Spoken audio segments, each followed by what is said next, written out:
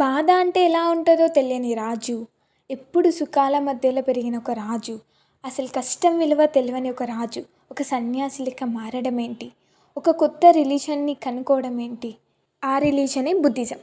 బుద్ధిజంని 6th century BC టైంలో Gautama Buddha start చేశాడు. అసలు బుద్ధిజం అసలు మీనింగ్ ఏంటో తెలుసా? బుద్ధ అనేది ఎవరిని అంటారంటే చాలా జ్ఞానం ఉన్న వాళ్ళని బుద్ధ అని పిలుస్తారు. Buddhism was started 6th century BC. Gautama Buddha was born in 1563 BC in Lumbini nearby Kapilavastu. Gautama Buddha original name వచ్చేసి సిద్ధార్థ. గౌతమ బుద్ధ పుట్టకన్నా ముందు తన పేరెంట్స్ ఉంటారు కదా, Suddhodana and Mayadevi Shakya dynasty head అనమాట. మాయాదేవి కడుపులో సిద్ధార్థ ఉన్నప్పుడు కొంతమంది జ్యోతిష్యులని తీసుకొచ్చి తనకి పుట్టేపోయే పిల్లోడు ఎలా ఉంటారని చెప్పేసి తన జ్యోతిష్యం అనేది చెప్పిస్తారు.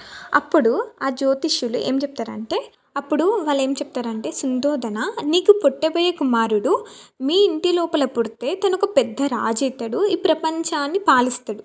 అదే కాక మీ పిల్లోడు కనుక బయట పుట్టిండనుకో తను ఒక సాధువులే అవుతాడు అని చెప్తాడు. అప్పుడు సుందోధనుడు ఏమనుకుంటాడు, ఎలా అయినా సరే నా కొడుకు రాజ్యంలోనే పుట్టాలి, ఒక పెద్ద రాజు కావాలి అని అనుకుంటారు. కానీ తన సిద్ధార్థ వాళ్ళ మదర్ ఎవరు?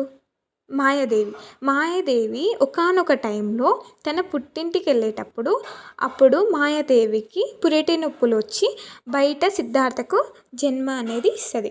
అప్పుడు సుందోధనునికి తెలుస్తుంది కదా, నా కుమారుడు బయట పుట్టింది కాబట్టి ఒక పెద్ద సాధువు అవుతాడని చెప్పేసి అందుకని సిద్ధార్థని రాజ్యం దాటి బయటికే పంపేవాడు కాదు. అసలు బాధ అంటే ఏంది, కష్టం అంటే ఏంది అని తెలియకుండా సిద్ధార్థని పెంచి పెద్ద చేశాడు. మీకు ఇక్కడ ఒక డౌట్ వచ్చే ఉంటుంది కదా, సిద్ధార్థకి గౌతమ సిద్ధార్థ అనే నేమ్ ఉంది, ఎలా వచ్చింది ఆ నేమ్ అని.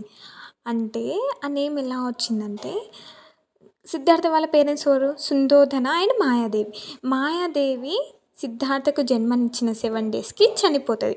అప్పుడు సుందోధన మాయాదేవి వాళ్ళ సిస్టర్ని మహాప్రజాపతి గౌతమ్ని మ్యారేజ్ చేసుకుంటాడు.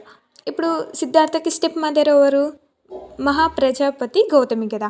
గౌతమి పెద్దగా పెంచి పెద్ద చేసేది కాబట్టి సిద్ధార్థకి గౌతమ సిద్ధార్థ అని పిలుస్తాం. ఆ నేమ్ అనేది వచ్చింది. అండ్ గౌతమ బుద్ధ అయితే ఎంత రాయల్ లైఫ్ లీడ్ చేస్తే తెలుసా? తను లీడ్ చేసినట్టు ఏ కింగ్ లీడ్ చేయడేమో అన్నంత రాయల్ లైఫ్ తన ఫాదర్ అంత మంచి లైఫ్ సిద్ధార్థకని ఇచ్చింది.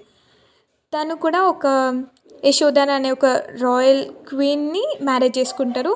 అండ్ సిద్ధార్థకి అని యశోదకి కలిపి రాహుల్ అనే ఒక కుమారుడు జన్మిస్తాడు.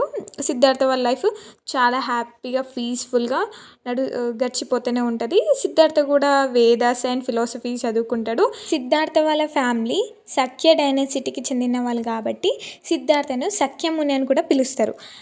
ఇంత పీస్ఫుల్గా ఉన్న సిద్ధార్థ లైఫ్ ఎందుకు ఒక సాధువు లెక్క చేంజ్ కావాల్సింది వచ్చిందంటే, ఒకానొక టైంలో తన రాజ్మహల్ దాటి తన రాజ్యాన్ని చూడడానికి ఒక రథసారథిని తీసుకొని బయటికని వస్తారు.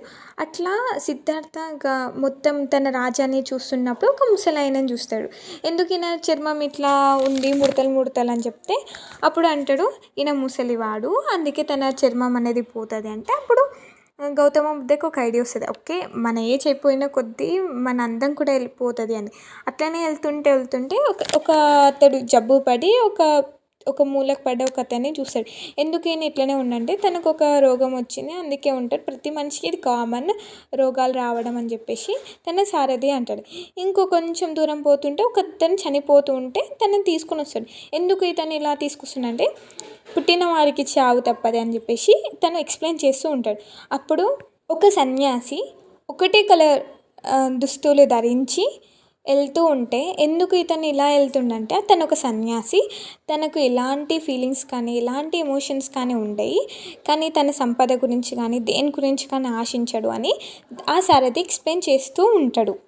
రాజ్యం మొత్తం తిరిగిన గౌతమ సిద్ధార్థకి చాలా డౌట్స్ అనేవి వచ్చినాయి.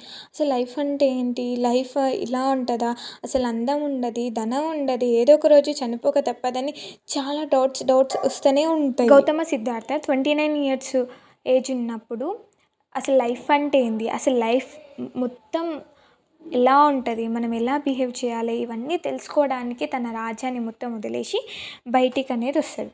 తను ఎలా అయినా సరే మన లైఫ్ గురించి తెలుసుకోవాలని చెప్పేసి చాలా ప్లేసెస్ అనేది తిరుగుతూనే ఉంటాడు. అలా 6 years తిరుగుతాడు. ఎందుకోసం అంటే సర్చింగ్ ఆఫ్ ట్రూత్. ఈ లర్న్ సఖ్య ఫిలాసఫీ ఫ్రమ్ ఆత్మకలమ్మ and meditation from Rudraka Ramaputra. Gautama Buddha ఒక 40 days డీప్ మెడిటేషన్ చేస్తాడు. అప్పుడు గౌతమ బుద్ధకి ఒక రాగు చెట్టు కింద ఎన్లైట్మెంట్ అనేది అవుతుంది. దానిని సంబోధిని అని కూడా అంటారు. ఆ ఎన్లైట్మెంట్ అయిన తర్వాత గౌతమ బుద్ధకు ఒక ఐడియా అనేది వచ్చింది. మనుషులు కోరిక వల్ల తను కుంగి కృషించిపోతురు. ఆ కోరికల్ని ఫుల్ఫిల్ చేసుకోవడానికి తను హింస వరకు కానీ ఏమైనా చేస్తురు అని చెప్పేసి, కోరికలు లేని సమాజం నేను చూడాలని చెప్పేసి తనకు ఒక ఎన్లైట్మెంట్ అనేది జరుగుతుంది. Principles of Buddhism. First one, the world is full of mystery. Second one, destroying or the causes for the mystery. And third one వచ్చేసి ignore is a source of the mystery. Buddhism Ashtanga మార్గాస్. First one, right to vision. Second one, right to speech. Third one, right to livelihood. Fourth one, right to actions. Fifth one, right to madness. Sixth one, right to resolutions. And seventh one, right to knowledge. Eighth one, right to meditations.